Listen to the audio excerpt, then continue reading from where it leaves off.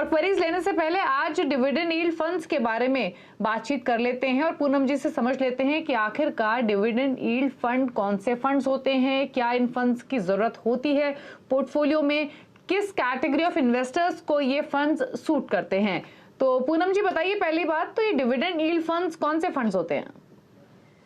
दीपाली, ये funds normal mutual fund की तरह ही स्टॉक्स में ही इन्वेस्ट करते हैं, बट फंड मैनेजर इसमें जो ऑब्जेक्टिव है इस फंड को स्टार्ट करने का कि डिविडेंड जिसमें ज्यादा मिले, यानी जो ऐसी कंपनीज हैं जो बहुत स्ट्रांग हैं, डेट फ्री हैं और वो बहुत रेगुलरली अच्छा डिविडेंड अपने शेयर होल्डर्स को देती है, ऐसी कंपनीज आइडेंटिफाई करते हैं फंड मैनेजर और उसमें निवेश करते हैं।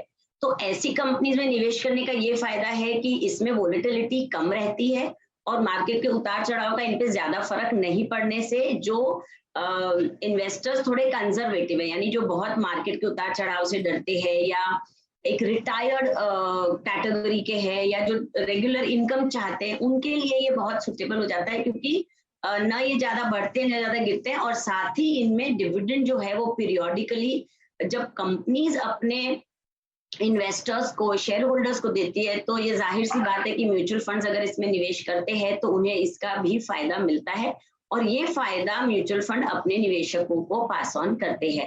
तो डिविडेंड यील्ड फंड्स मतलब अगर देखा जाए इनको बहुत क्लोजली तो ये कैटेगरीली बहुत लार्ज कैप में ही इन्वेस्ट करते हैं और लार्ज कैप में भी बहुत स्ट्रॉन्ग और बड़ी कंपनीज में निवेश करते हैं। ओके, तो ये है डिविडेंड यील्ड फंड्स की बात।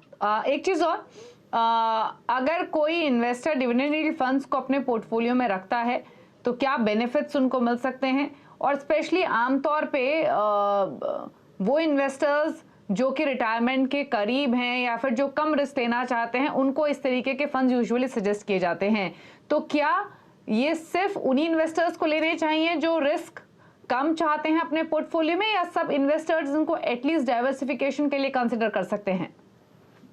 डेफिनेटली दीपाली, डाइवर्सिफिकेशन के लिए अच्छे हैं ये फंड्स, पर पर्सनली मुझे ऐसे लगता है कि अगर आपका लॉन्ग टर्म पोर्टफोलियो है और आप मार्केट में लंबे समय तक बने रहेंगे तो आप ये फंड्स की बजाय थोड़े अग्रेसिव फंड्स लें, क्योंकि जैसे अभी हमने बात की कि इसमें नॉर्मली ऐसे बड़ी बड़ी कंपनीज के स्टॉक्स लिए जाते हैं जो बहुत ही अच्छा डिविडेंड देती हैं बट बहुत ही बड़ी और स्ट्रांग है, जिसमें मार्केट के उतार चढ़ाव का ज्यादा फर्क नहीं पड़ता। और एज अगेंस्ट दिस जब हम एसआईपी रूट करते हैं या हम एक रिस्की निवेश का रास्ता चुनते हैं तो हम ऐसे निवेश चाहते हैं जिसमें उतार चढ़ाव का फायदा निवेशक को मिले। तो जो निवेशक रेगुलर इनकम चाहते हैं और मार्केट की वोलेटिलिटी से बचे रहना चाहते हैं उनके लिए डेफिनेटली ये फंड्स बहुत अच्छा रहेगा। और वैसे भी आप किसी भी पोर्टफोलियो में 10 to 15% तक ये एक स्कीम डाल सकते हैं फॉर डाइवर्सिफिकेशन पर्पस, बट ये समझ के चलने कि इसका एक्सपोजर मेजरली लार्ज कैप में ही होता है।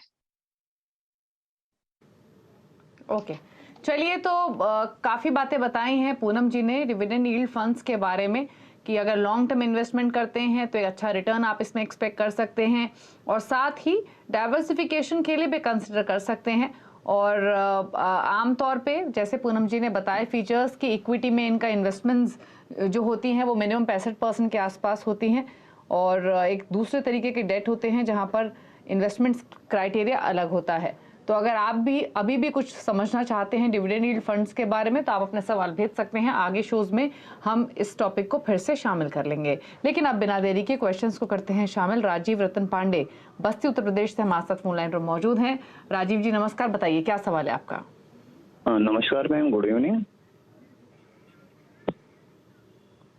गुड इवनिंग, बताइए सवाल।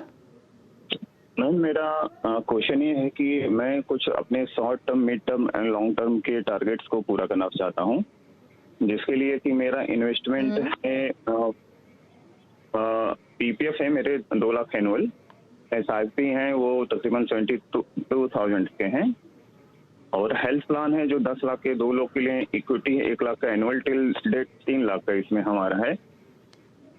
और मैं चाहता हूं कि पीपीएफ की भी जो मेरी अमाउंट है तकरीबन अप्रॉक्स 10 लाख के वो है। अपना जो टारगेट रखा हूं वो शॉर्ट टर्म में 5 ईयर में मैं चाहता हूं कि तकरीबन 2 करोड़ और 10 साल में 5 करोड़ का मेरा जो टारगेट वो अचीव हो जाए। तो इसके लिए मैं कौन सा तो SIP जो है आपने तो आपकी जो SIPs हैं ये कब से स्टार्ट की हैं आपने, जो आपके पास 3 फंड्स हैं? मैं SIP मेरे 1.5 ईयर्स हो गए हैं ये स्टार्ट किए। ओके ओके, ठीक है। तो आपने 3 टारगेट्स बताए, करेक्ट? 5 साल का 2 करोड़, 10 साल में 5 करोड़, 15 साल में 15 करोड़। जी मैम। ओके, तो पूनम जी, टारगेट